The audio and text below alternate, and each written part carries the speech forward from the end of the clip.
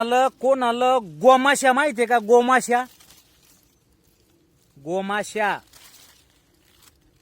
माशा नाही, माशा नाही, गोमाशा. विचित्र वाटलं ना गोमाशा.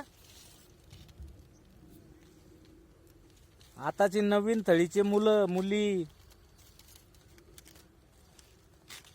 कॉलेजवाले, शाळकरी, नवीन लहान मुलं, कॉलेज कुमार झाले, कॉलेज कुमारी झाल्या. नाही गोमाशा माहित नाही. त्या म्हणतील काय आहे माशा माहिती आहे. अहो माशा खुद कमी झाल्या आता, दिसत नाही.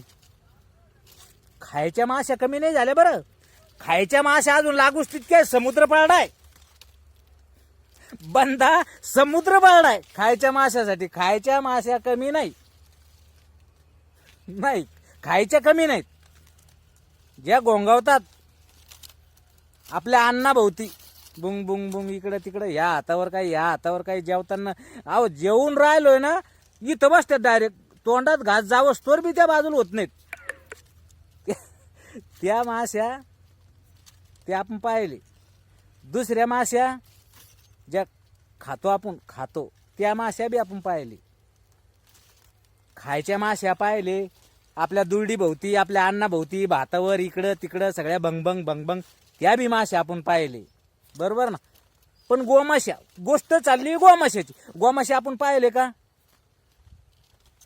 नवीन नाही म्हणतील बुवा, नवीन तळीचं म्हणतील नाही बुवा.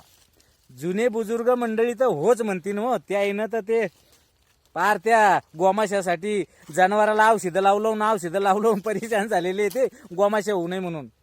गोमाशा काहून म्हणतात त्याला? गोमाशा, गौ, गौ, गौ म्हणजे गाय. गौ माशा, गो म्हणजे गाय. गायला, गाय काय आहे? जनावर. गाईला म्हणजे जनावरांना लागणाऱ्या माश्या किंवा जनावरांना होणाऱ्या माश्या म्हणजे गोमाशा. हे त्यातलं.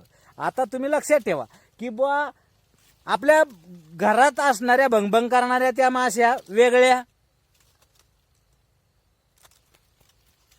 बनवून खातो फ्राय करून, त्या माश्या वेगळ्या, आणि या जनावराच्या वेगळ्या. याचं नाव काय?